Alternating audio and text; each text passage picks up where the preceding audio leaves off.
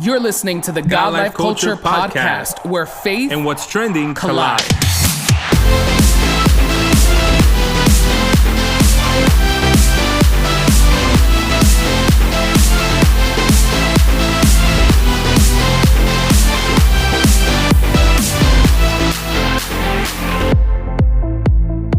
Welcome back to a new episode of the God Life Culture podcast. This is Eddie. What's up, everyone? This is Miguel, and we are so thankful that you are connected to a brand new episode of the God Life Culture podcast. We want to remind you to hit that subscribe button so you can be notified when we drop a new episode.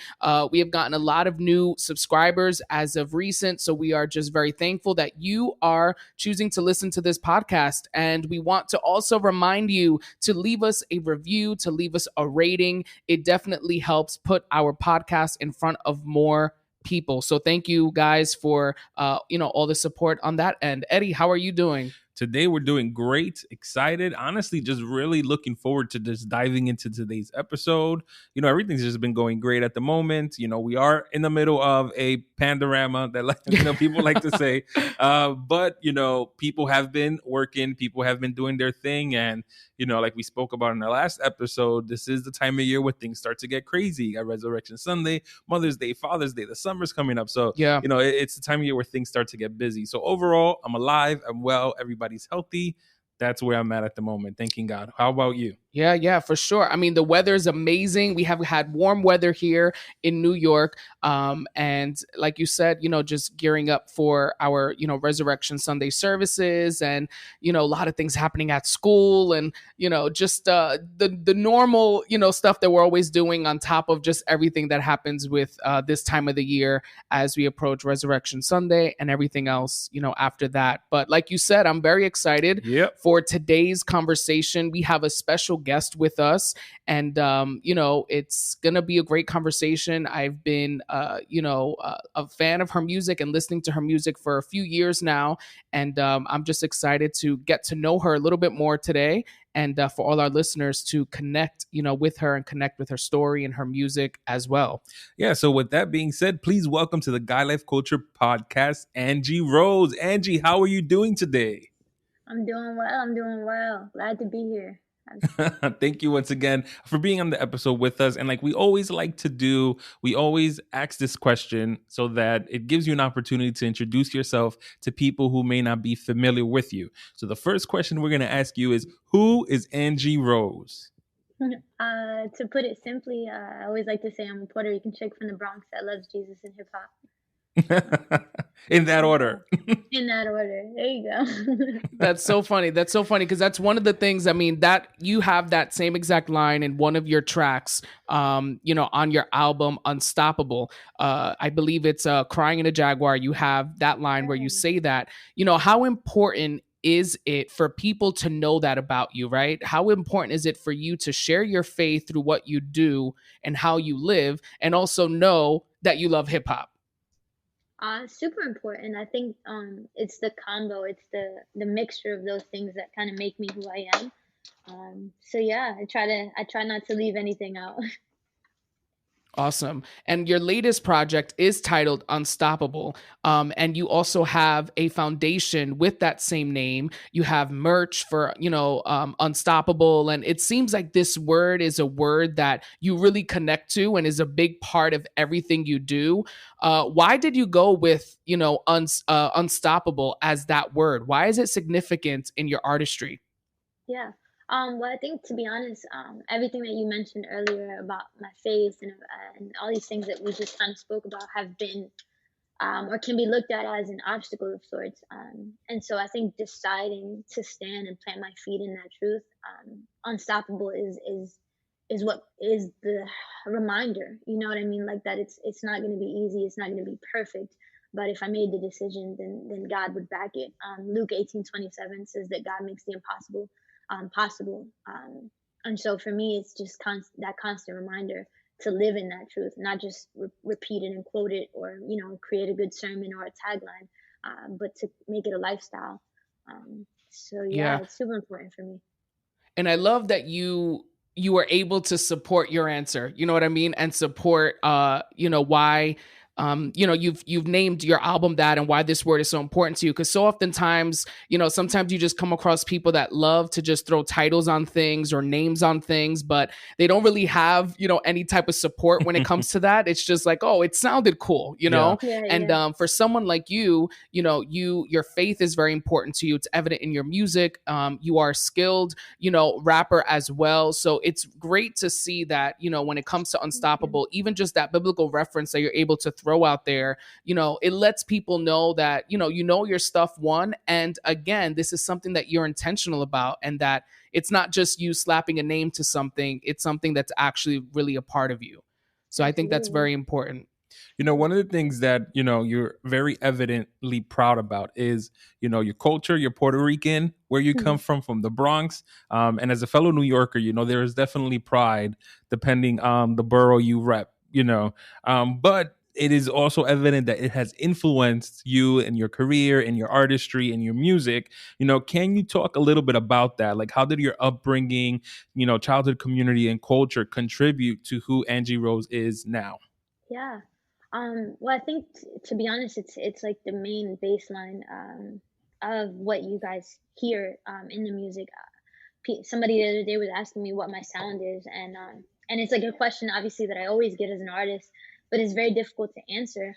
But I think that the real answer in that sits in the truth of like being a Puerto Rican girl from the Bronx, having a huge family. So the louder music, the more party sound, the fun. I think all of those things come from growing up in the city with Puerto Rican parents, the youngest of 10.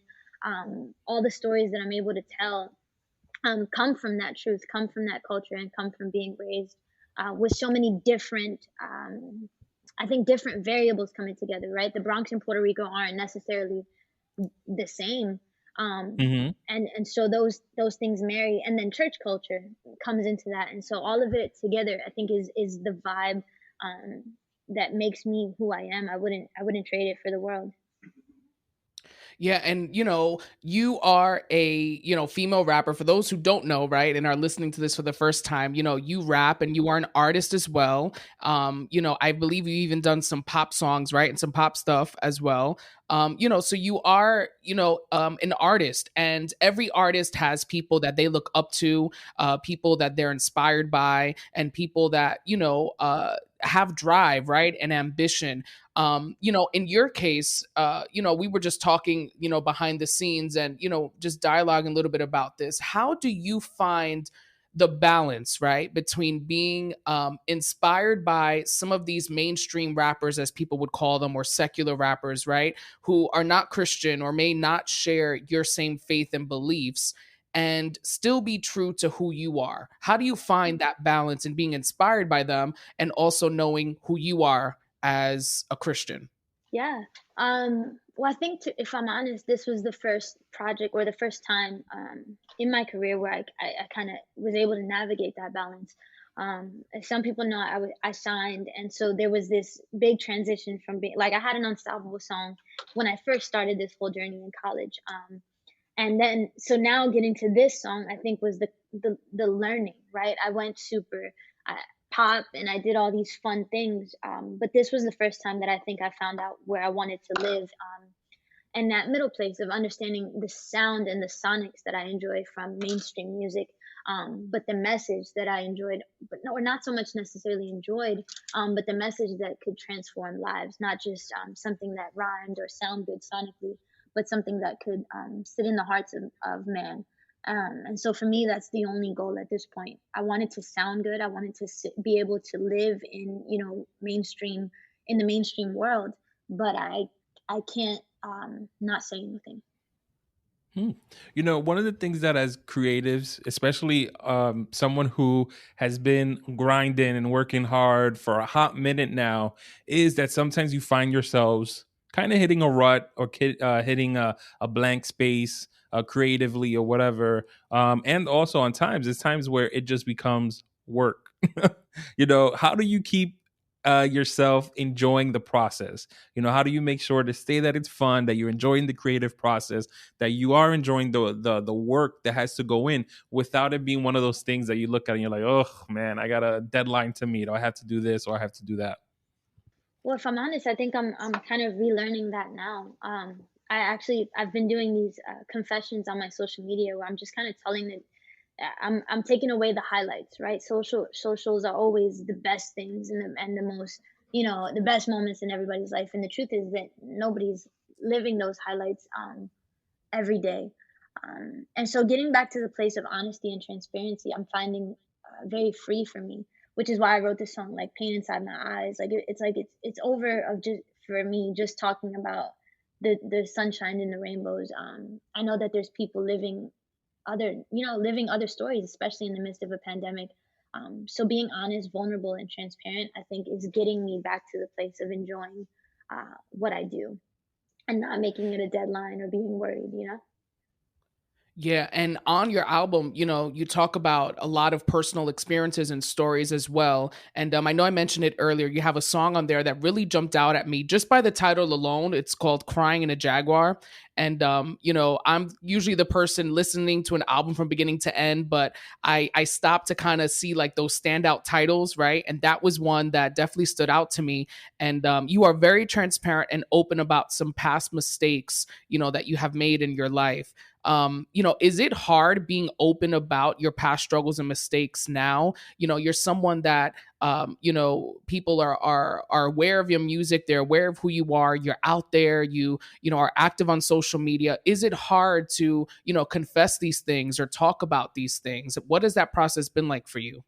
I think to be honest, it's just freeing. I don't I don't know. I can't be concerned. There's so many things that, like, I think that hiding things and trying to portray an image is deadly, if I'm honest. And I think that, if we Hmm. pay attention, like the suicide rates of pastors are it's really high.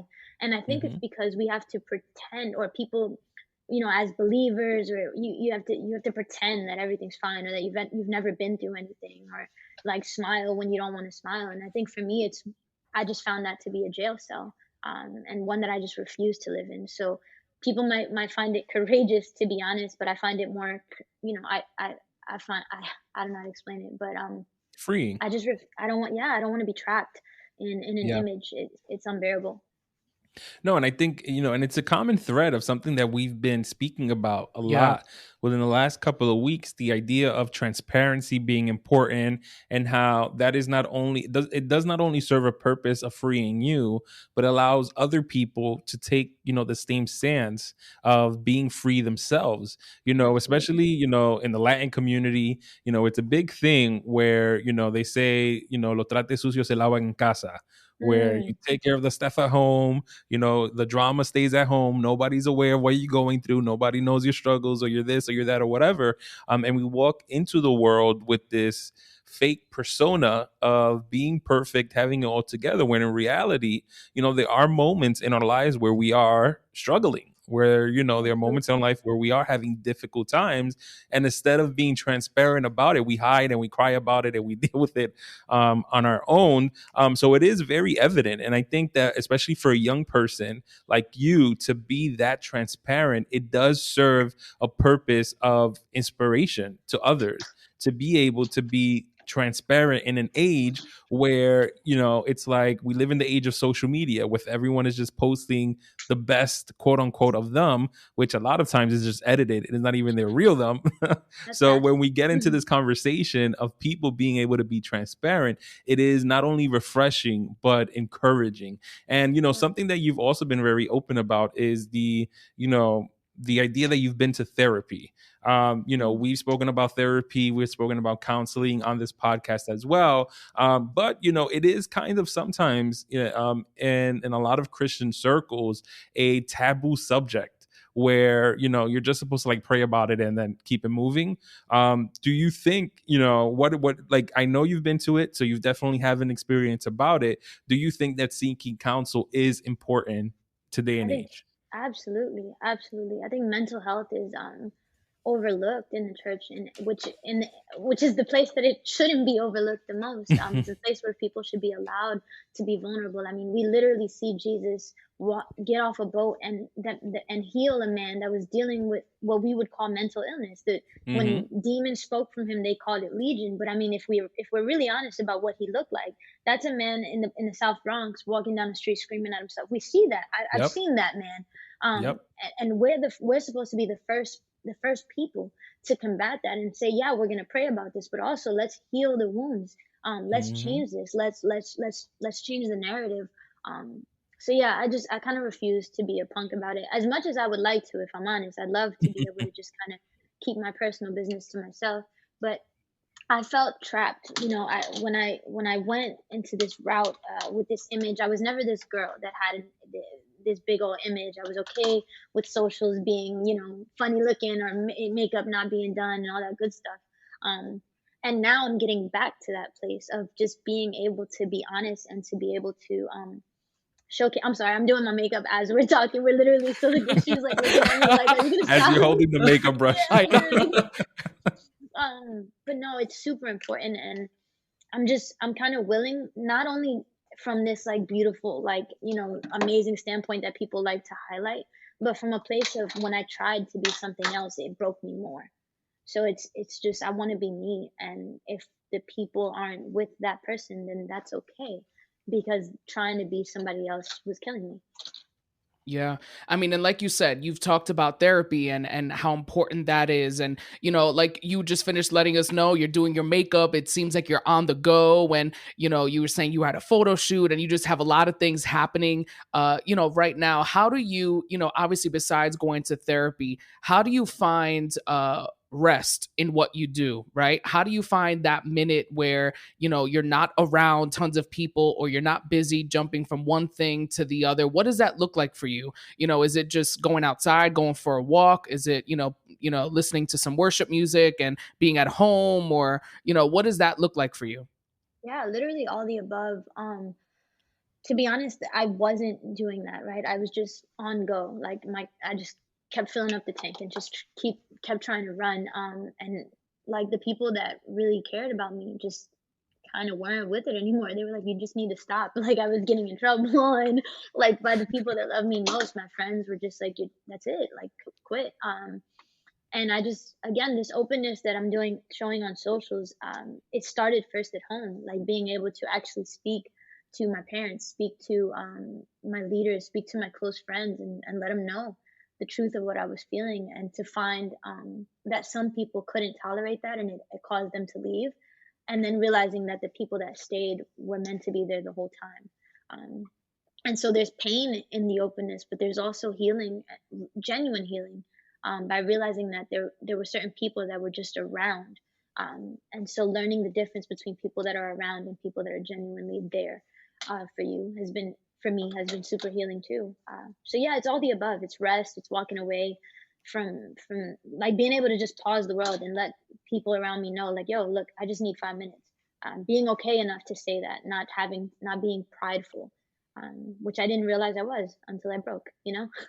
Yeah, yeah. And the importance of having good people around you, right? And having a tight circle and people that, will hype you up when they need to hype you up, but also bring you right back down to earth, and ground you when you need that. It's interesting because I think as, artists, as musicians, and people that, you have a craft or an artistry that you work on and that you try to perfect, as much, especially as Christians, as much as we say we do it for the Lord and it's all about God, and God is the center, and all those things are super true, there is a aspect of that where we do want it to be good, right? What we put out there, we want it to be great material and great content. We want people to look at our stuff and say, wow, like, great job, that was amazing, the concept, the video concept, what you were wearing, or this, that, and the other thing.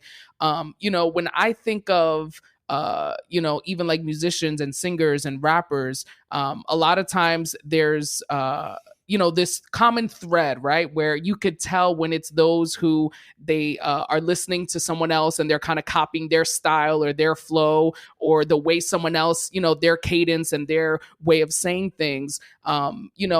in your case, what would you say separates you from other rappers? What is it about Angie Rose that, when we listen to you, when we, when you grab a mic, when you go, and you're doing your thing, and you're rapping and all these things, what separates you from all the rest? Well, I think I, I'm just I have zero desire to be a copy of anybody, like zero. I can enjoy and I can honor and I can like even respect the craft and I can learn from something and take from it. But I have way more fun. I have way more fun being me than I do trying to be anybody else. And so I think again, this project was the first time that I got to do that. Like I had a DJ friend of mine comment that he was like, I can just throw a song into any genre like of the week. Like you have the pop, you have the urban, you have the Latin, you have the hip hop.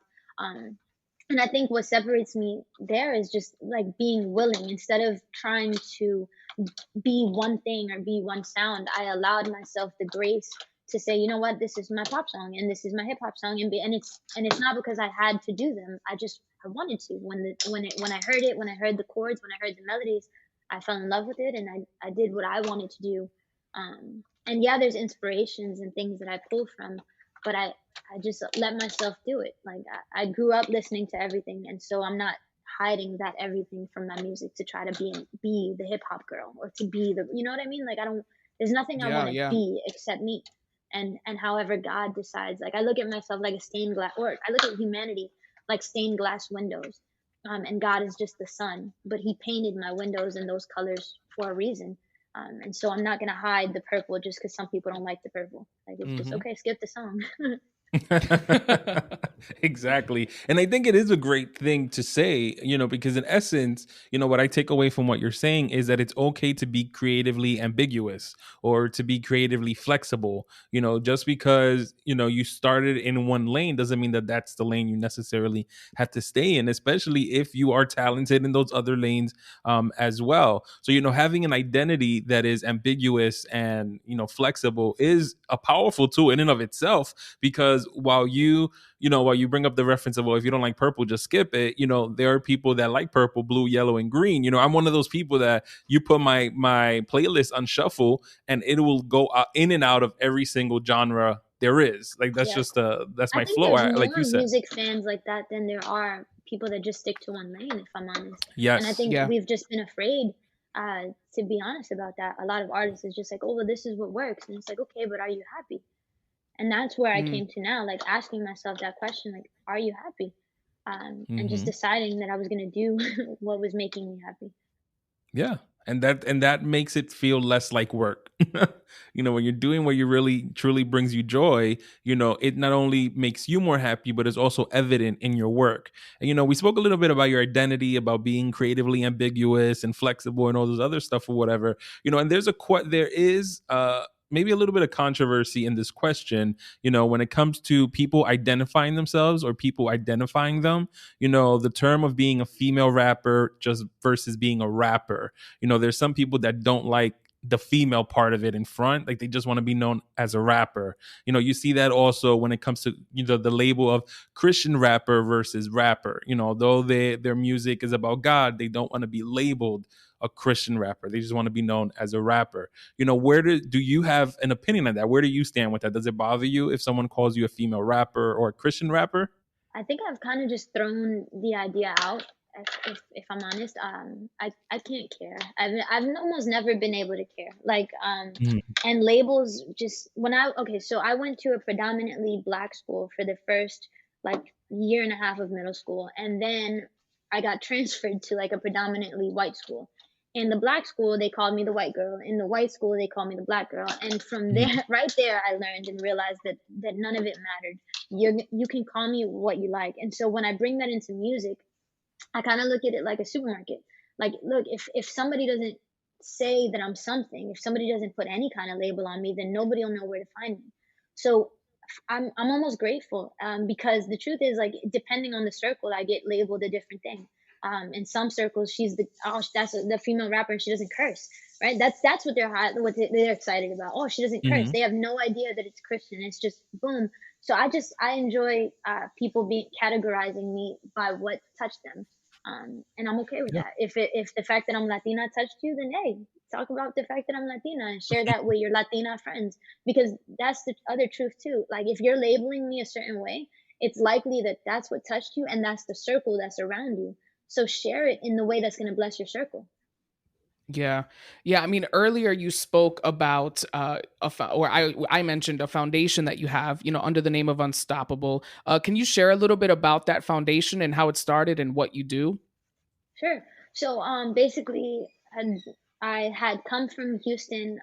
We stopped at this. It's Fourth Ward in Houston, or Third Ward. I hope Houston family don't get mad at me, but I can't fully remember.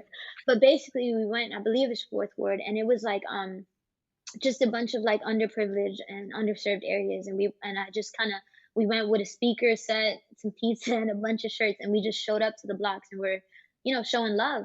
And then I came back home and all these hurricanes hit in Florida and in Houston and then to Puerto Rico. So what happened was I had a bunch of merch left over from tour, and so I went online and I was like, look, whatever you guys buy, we're gonna donate it to organizations that are helping out in these areas that have been affected.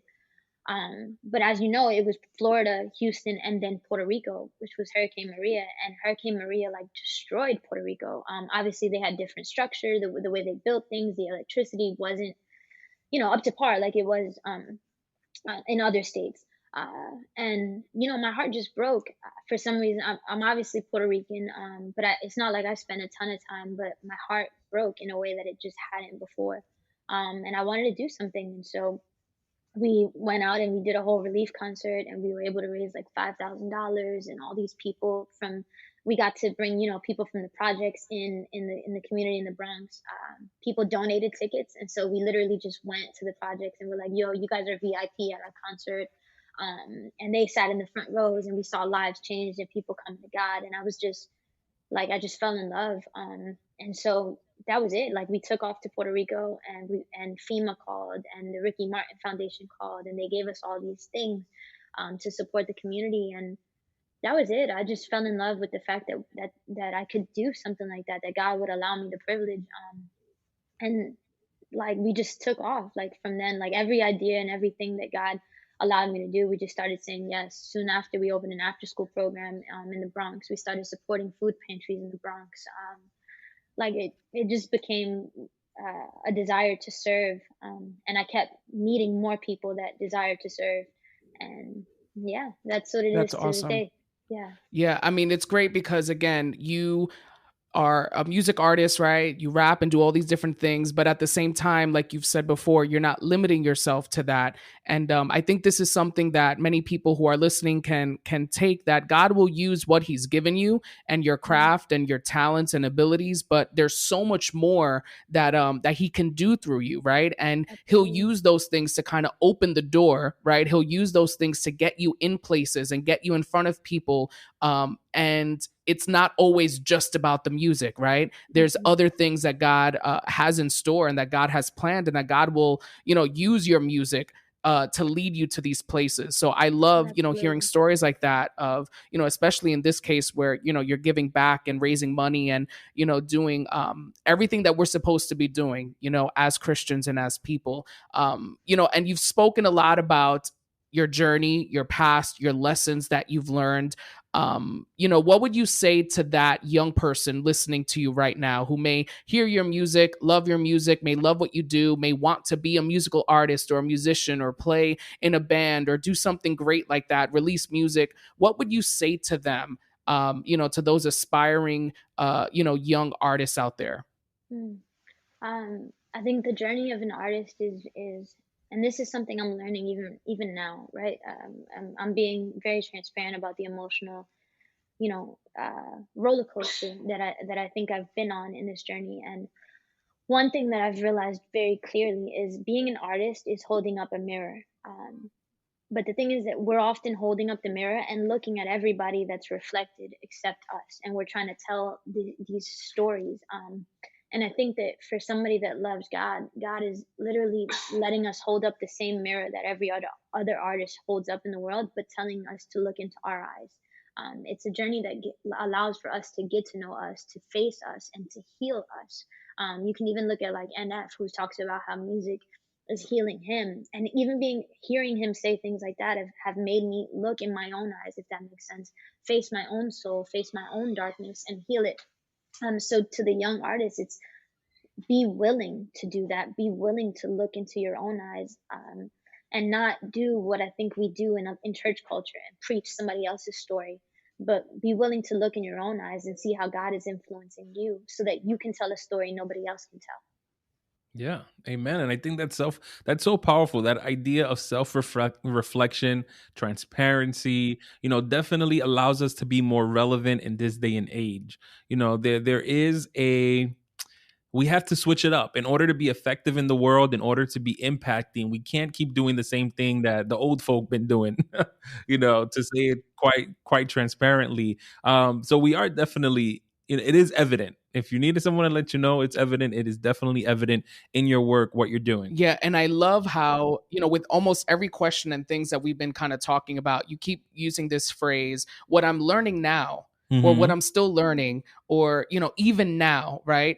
And I think it's so great because even at this point, where some people think, once I release a project, like that's it, I'm done, I've made it, I've arrived, I know the ins and outs. And you're someone who's admitting, you've done all of that, right? But you are also still learning, right? And I think we have to be willing to learn even when we reach our goals, right? And even when we meet those deadlines and those ambitions and we reach those places where we've always dreamed of, we have to still be willing to learn, right? And I And I just think love how also you've measure been.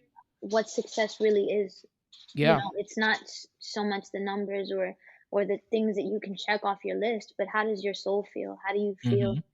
Have you learned? Have you grown? Like I found that I reached certain goals and then I stopped liking me as a person, and that's not success Yeah. for me. It might be for other people, but that'll never be success for me. Um, and so I think that's a real big thing for up and coming artists, or just humans in general, to think of what is success really for you. Is it what everybody else sees and perceives, or is it what you see when you look at yourself and what Yeah. God sees? Hmm. No, 100%. And there is this thing that a lot of artists have to deal with. A lot of famous artists deal with also, which is that once they leave from in front of the crowd and they have to go back to their hotel rooms or go back to their homes, when it's just them with their thoughts by themselves, there is that sense of unhappiness, and a lot of it has to do with that, where they aren't proud of, or they aren't happy, or they aren't satisfied with where they're at or what they've done, because it doesn't genuinely bring them the happiness that they thought it was going to bring them. So it's definitely very important to have that ability to look in the mirror, to look at yourself, have your own self reflection, and that idea of transparency as well. But Angie, we've reached the end. And before we sign off, we definitely want to, if there's anything that you feel like you didn't get the opportunity to share or talk about, and you want to, throw that out there for our listeners, we would definitely want you to take this opportunity to do that. So is there anything you feel like you would like to say? Well, definitely keep supporting, keep streaming, keep commenting. I'm grateful. It's not always easy, like you guys mentioned earlier, to share Yes. everything. But I'm finding so much healing there. And we're definitely working on new things. I was able to get some features that I'm really excited about, and so we're Nice. excited to get some of that stuff out to the world.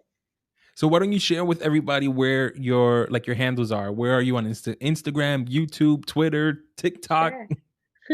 So it's Angie Rose, like the flower. Pretty simple. But on Instagram, it's Angie Rose Music with a K. So Angie Rose Musik. Facebook, Twitter, all that good stuff the same. But we're streaming everywhere. Thank God. You can even ask Alexa to play Angie Rose, and she'll look it up for you. Yeah.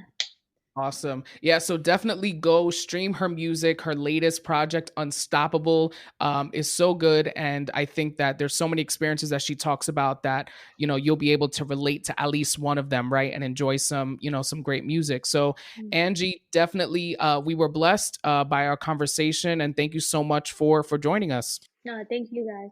And as always, be sure to follow her, subscribe to Angie Rose, follow her, series on Instagram, The Rose Confessions as well. Download her music, do all the things that we're supposed to do to support one another so that it grows and it gives them more of an opportunity to have a greater reach in this world. So I want to thank Angie Rose for once again joining us on today's episode. And we want to thank everyone as well for tuning into today's episode too. Yeah, be sure to follow us on Instagram at God Life Culture Podcast. Subscribe, leave that rating, leave that review so you can be notified for our next episode next week. Yeah, so thank you once again for tuning into the God Life Culture Podcast. That's God Life Culture. Until next time. See ya. Bye.